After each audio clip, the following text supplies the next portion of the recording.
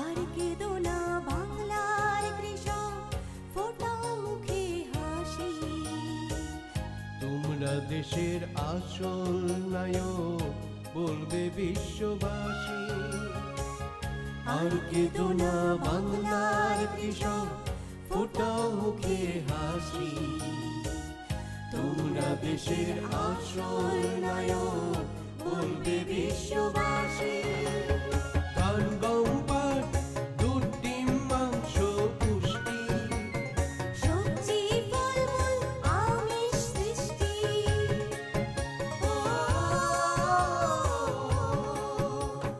মাটির বুকে লাঙল চালায় সবার পেটে। বন্ধুরা আসসালামু আলাইকুম। আমি আজকে এসেছি আমাদের ঢাকা শহরের উত্তরার 18 নম্বর সেক্টরের এখানে মোহাম্মদ রিপন, সে গাড়লের খামার করেছে।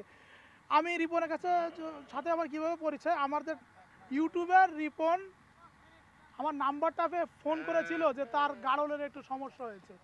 তো আমি তখন বললাম যে গাড়লের সমস্যা, গাড়ল তো বাংলাদেশেই আসছে, এখনও 10 বছর হয় নাই গাড়লের ইতিহাস বাংলাদেশের বিভিন্ন খামারে। তখন রিপন আমার বললো যে স্যার আপনি একবার আমার খামারটা একটু দেখে যান। তা আমি বললাম ঠিক আছে, আমি 1-2 দিনের ভিতর আসবো। তারপরে রিপনের এখানে চলে আসা। আসলে রিপন আপনি কয়টা গাড়ল দিয়ে শুরু করছেন? 30টা 30টা গাড়ল দিয়ে। জি। 30টা গাড়ল দিয়ে শুরু করে এখন কতগুলো গাড়ল হয়েছে? 150 150। জি। আপনি শুরু করেছেন কতদিন হলো? 3 বছর হয়েছে 3 বছরে। জি। 3 বছরে 150 30টা থেকে 150। আর বিক্রি হয়েছে বিক্রি করছেন কয়টা? বিক্রি করছে 100 মতো বিক্রি করছে 100 মতো বিক্রি, তার মানে জি। বাবা আরো 100 ছিল। জি। এরপরে আপনি এখানে ইনভেস্ট করছিলেন কেমন টাকা? প্রথমে আড়াই লক্ষ টাকা ইনভেস্ট করছি 2.5 লক্ষ টাকা। জি। আপনারা কি ওখানে ঘর করছেন? জি ঘর করছি আচ্ছা, ঘর করতে খরচ হয়েছিল কেমন? 1.5 লক্ষ টাকা 1.5 লক্ষ টাকা। জি। আচ্ছা, এই গাড়লে খায় কি বলেন তো?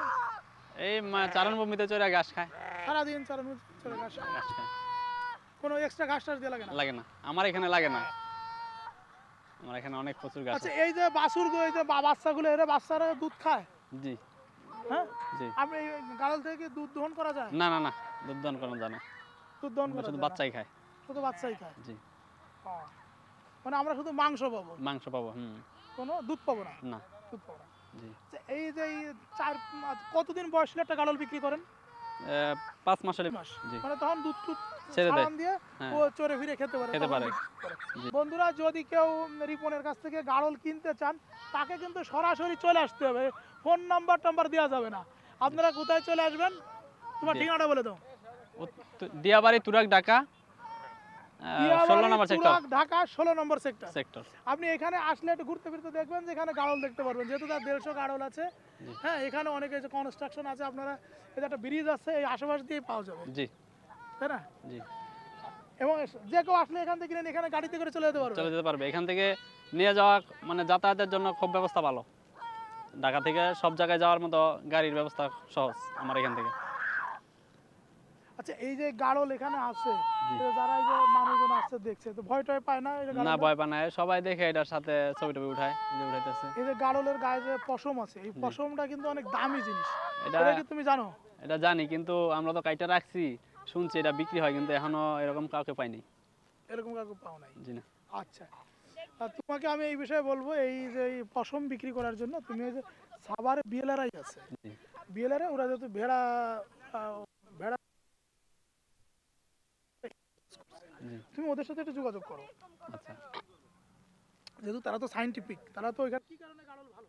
গারল সাধারণত সাইজে বড় হয়, শরীরে গোস্ত অনেক হয় এবং সব ধরনের আবহাওয়াতে সেট হয়ে যায়, রোগবালাই খুব কম, আপনার সব ধরনের ঘাসও খায় তোমার এখানে তো কোনো গাড়লের রোগ ব্যাধি আছে? না, রোগবালাই এখন কোনো কিছুই নেই। কোনো কিছু নেই? জি না। এই শীতে কি গাড়লে কোনো সমস্যা হবে? শীতে কোনো সমস্যা হয় না, সমস্যা না। শীতে কোনো সমস্যা না? জি না। এখন তুমি আসলে কি চাও সেটা আমাদেরকে একটু বলো। আমি এটা করতেছি এখন, আমার দেখে দেখে যদি বাংলাদেশে আরও কোনো বেকার যুবক থাকে, যদি করতে চায়, কর্ম পায় না, তো এটা করতে পারে। এটা আসলে খুব ভালো একটা কর্মস্থান। তাদেরকে আহ্বান জানাও, তারা কিভাবে করবে, তুমি কিভাবে করছো, তারা কিভাবে করবে একটু বলো। না, আমি তো প্রথমে 30টা গারল বেড়া দিয়ে শুরু করছি, তো প্রথম অবস্থায় কেউ করতে চাইলে এইভাবে ছোট করে করতে পারে, তো পরে আস্তে আস্তে বুঝে ফেললে তো বড় করতে পারবে।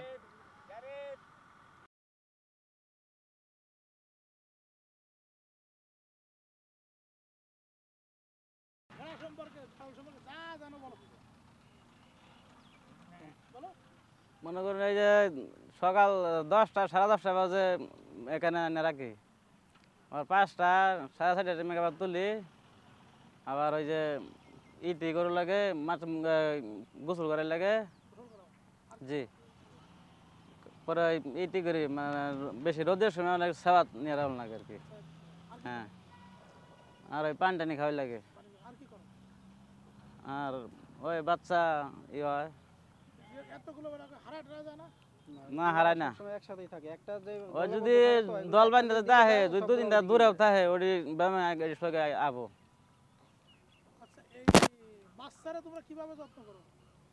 বাচ্চা যখন প্রথমে হয়, হওয়ার পরে আপনার 3 থেকে 4 দিন পর্যন্ত এটাকে আলাদা মানে বাসায় আলগা খামারে রাখতে জায়গায় রাখা লাগে আর কি। হয়। তারপরে 3 থেকে 4 দিন পরে এটা আবার দলের সাথে চলে আসতে পারে।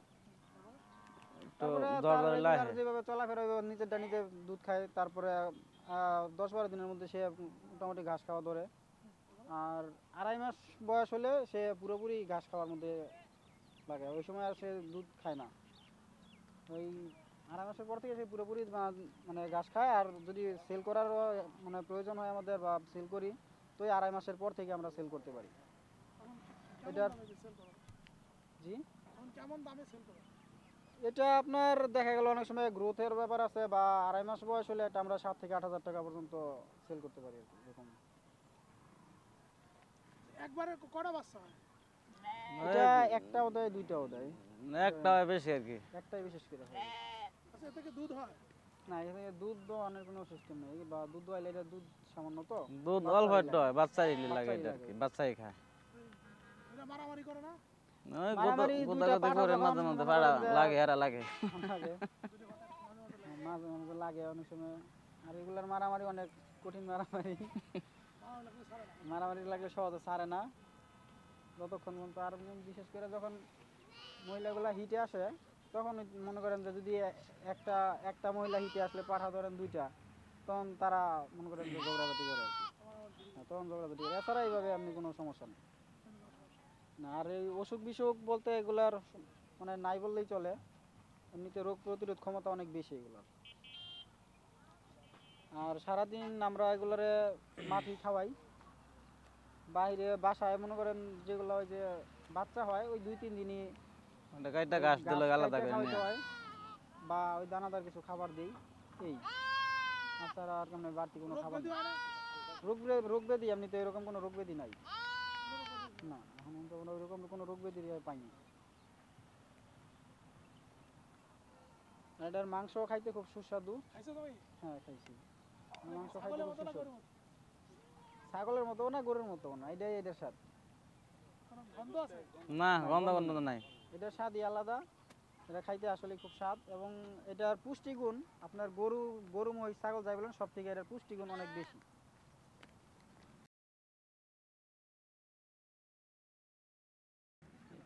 আমি এটা শুরু করছি 30টা বেড়া থেকে। হ্যাঁ, 30টা বেড়া থেকে শুরু করছি। প্রথম আমি ছাগল পুষতাম, ছাগলে আমার ওই রকম লাভ হইতো না, তো আমি এই বেড়াটা নিয়ে শুরু করছি 30টা। তো 30টা থেকে আজকে আমার 3 বছরে 150টি বেড়া, তার ভিতরে আমি অনেকগুলো বিক্রি করছি। হ্যাঁ, তো এখন আমি একটি সফল হয়েছি এই খামারটি করে। প্রথমে কয় টাকা দিয়ে শুরু করছিলে? 30টা থেকে, 30টা বেড়া থেকে শুরু করছি। 30টা? জি, কয় টাকা কিনছিলে? এখানে 2 লক্ষ টাকার মতো খরচ হয়েছিল। জি, এত কিছু দিয়ে এই গাড়লের কথা কেন ভাবলে? ভাবলাম এটা, আমি একসময় খুব বেকার ছিলাম, তো বেকার থাকা থেকে এটা শখের বসে পালতে শুরু করি। তো এখন ওইটা শখ করে পালতে পালতে এখন অনেকগুলো হয়ে গেছে, এখন ব্যবসার মতো হয়ে গেছে আর কি। এখানে এগুলো কি বাচ্চা বিক্রি করো? জি, বাচ্চা বিক্রি করি। পার বাচ্চার দাম কেমন? 8,000 টাকা। 8,000 টাকা। কয়দিনে বাচ্চা 8,000 টাকা? এই 5 মাসের বাচ্চা 8,000 টাকা বিক্রি করি।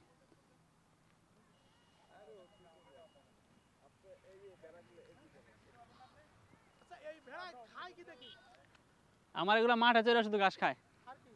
আর দানাদার খাবার খাইতে দেই, যেগুলো একটু স্বাস্থ্য দুর্বল মনে করে, এগুলো দানাদার খাবার খাইতে দেই। তাছাড়া আর কোনো কিছু খাবার দেওয়া লাগে না। মাঠে চড়ে চারণভূমিতে চড়েই গারলে পেট ভরে যায়।